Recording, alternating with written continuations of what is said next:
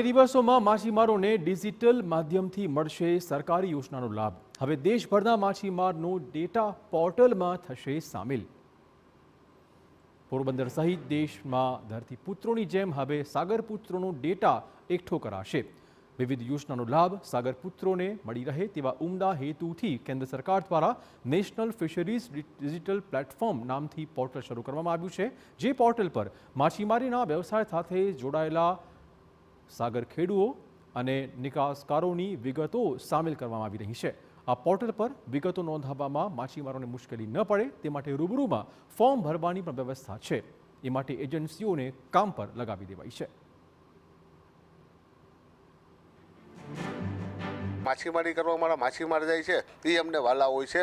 સાધન તો અમે ફરી પાછું ગમે ત્યારે ઊભું કરી શકીએ બે પૈસા કમાઈને, પણ એમાં જો માણસ અમારો ગુમ થઈ જશે ને ક્યાંય મિસિંગ થઈ જશે તો અમે એને શોધી નહીં શકીએ ને પરત નહીં લાવી શકીએ। સરકારે આ યોજનાની અંદર તમામ માછીમારો છે ગુજરાતના માછીમારોને આ પૂરતો લાભ આપવો જોઈએ। માત્ર ખાલી રજિસ્ટ્રેશન પૂરતું ના રહી પણ આવનારા દિવસોમાં જે કંઈ યોજનાઓ બનાવે યોજનાનું ખરેખર પાલન થવું જોઈએ અને પાલન કરી અને માછીમાર પરિવારના લોકોને તમામ બોટ માલિકોને આના લાભો મળવા જોઈએ। જો કે આવનાર સમયગાળામાં માછીમારોને આ ડેટાના આધારે સાચા માછીમારોને એજન્સીનો યોજનાનો લાભ મળે તે પણ અત્યંત જરૂરી છે। સાઉથના રાજ્યોની અંદર જે રાજ્ય સરકારો છે એને બેનિફિટ આપતી હોય છે, પણ ગુજરાતની અંદર તો માછીમારો બેહાલ થઈ ગયા છે અને માછીમારોની કન્ડિશન દિવસે ને દિવસે ખરાબ થતી જાય છે।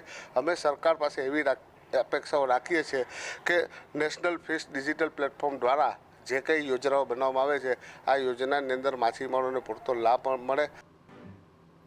ભારત સરકારના ફિશરીઝ વિભાગે લોન્ચ કરેલા NFDP પોર્ટલ પર રજિસ્ટ્રેશન બાદ નોંધણી કરાવનાર ખરેખર માછીમાર છે કે નહીં તે વિશે ખરાઈ કરાશે। નોંધાયેલા સાગર ખેડૂઓને વીમો, કુદરતી આપદા સમયે મળતા લાભ અને ભવિષ્યમાં સરકાર દ્વારા માછીમારોને અપાતી તાલીમનો પણ લાભ લઈ શકાશે। હાલ બંદર અને પાર્કિંગ વિસ્તારોમાં NFDP યોજનાના હોર્ડિંગ્સ લગાવી માછીમારોને આ વિશે જાગૃત કરાઈ રહ્યા છે। ભવિષ્યમાં જે રીતના ખેડૂતોને કે અન્ય જે લાભ આપવામાં આવે છે એ જ રીતના માછીમારોને પણ આ રીતના લાભ આપવામાં આવશે। પ્લસ જે વીમા કવરેજીસ છે ઘણા બધા, તો ભારતમાં જેટલા મત્સ્ય ખેડૂતો છે એને વીમાનો જે લાભ આપવામાં આવે છે એ પણ આ પ્લેટફોર્મ દ્વારા આપી શકાય છે। તેમજ જે એક્વાકલ્ચર કરે છે એટલે કે જે ભામરા પાણીનો મત્સ્યોદ્યોગ કરતા હોય, જે ડેમમાં મત્સ્યોદ્યોગ કરતા હોય, એમને પણ ઇન્સ્યોરન્સ કવરેજ પણ આ યોજના હેઠળ પણ ભવિષ્યમાં આપવામાં આવશે। તો જોવું રહેશે કે આ યોજનાનો લાભ સાગર ખેડૂઓને ક્યારે અને કેટલો મળી રહે છે।